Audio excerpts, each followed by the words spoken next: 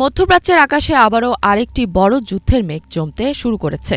অঞ্চলটি যেন স্থায়ী শান্তির পরিবর্তে বারবার সংঘর্ষ আর যুদ্ধের আবর্তে ফিরে যাচ্ছে।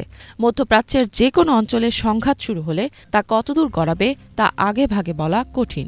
সম্প্রতি তেহরান সহ ইরানের বিভিন্ন শহরে সামরিক হামলা চালিয়েছে ইসরায়েল। এই হামলাকে কেন্দ্র করে পরিস্থিতি ক্রমেই জটিল হয়ে উঠছে। এদিকে ইরানে আক্রমণের আগে জেরুজালেমের ওয়েস্টার্ন ওয়ালে একটি নোট লিখে রেখেছেন ইসরায়েলি প্রধানমন্ত্রী বেন্যামিন নেতানিয়াহু।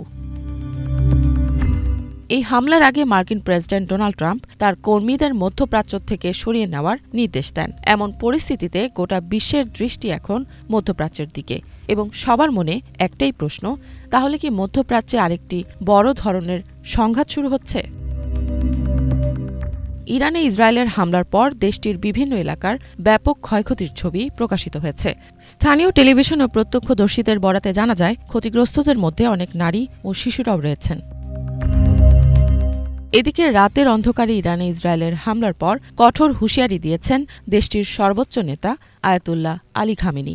শুক্রবার ১৩ জুন জাতির উদ্দেশ্যে দেওয়া এক ভাষণে তিনি বলেন, জায়নিস্ট শাসন ব্যবস্থাকে কঠোর প্রতিশোধের জন্য তৈরি থাকতে হবে। খামেনি বলেন, জায়নিস্ট শাসক গোষ্ঠী তাদের অশুভ ও রক্তলিপ্সু হাত দিয়ে ইরানিদের প্রিয় ভূমিতে এক জঘন্য অপরাধ সংঘটিত করেছে। তারা বেসামরিক এলাকায় হামলা চালিয়ে তাদের দমনপীড়নমূলক চরিত্রকে আরও স্পষ্টভাবে প্রকাশ করেছে। ইন্না নিউজের তথ্যমতে ইরানের সশস্ত্র বাহিনীর মুখপাত্র ব্রিগেডিয়ার জেনারেল আবুল ফজল শেকারচি বলেন, ইসরায়েল ইরানের ভূখণ্ডে ও আবাসিক এলাকাগুলোতে হামলা চালিয়েছে। তিনি অভিযোগ করেন, ইসরায়েলি বাহিনীকে এই আক্রমণে সমর্থন দিয়েছে যুক্তরাষ্ট্র। শেকারচি জানান, তেহরানসহ ইরানের বিভিন্ন শহরে সারারাত ধরে বিমান হামলা চালানো হয়েছে। ফলে এই আগ্রাসনের জন্য ইসরায়েলকে চরম মূল্য দিতে হবে বলে হুঁশিয়ারি দেন তিনি। ইরানে ইসরায়েলের বিমান হামলার পর জেরুজালেমে পশ্চিম প্রাচীরের সামনে প্রার্থনা করেছেন ইহুদিরা। হামলার কয়েক ঘণ্টার মধ্যেই শহরের কিছু বাসিন্দা উচ্ছ্বাস প্রকাশ করেছেন। রয়টার্সের একটি প্রতিবেদনে উল্লেখ করা হয়, এক বাসিন্দা বলেন তিনি এই ঘটনায় অত্যন্ত আনন্দিত।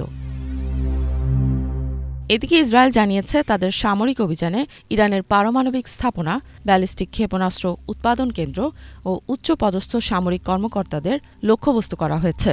ইসরায়েলের মতে, ইরানের পারমাণবিক অস্ত্র তৈরির সম্ভাব্য হুমকি প্রতিরোধে এই অভিযান দীর্ঘমেয়াদী হতে পারে।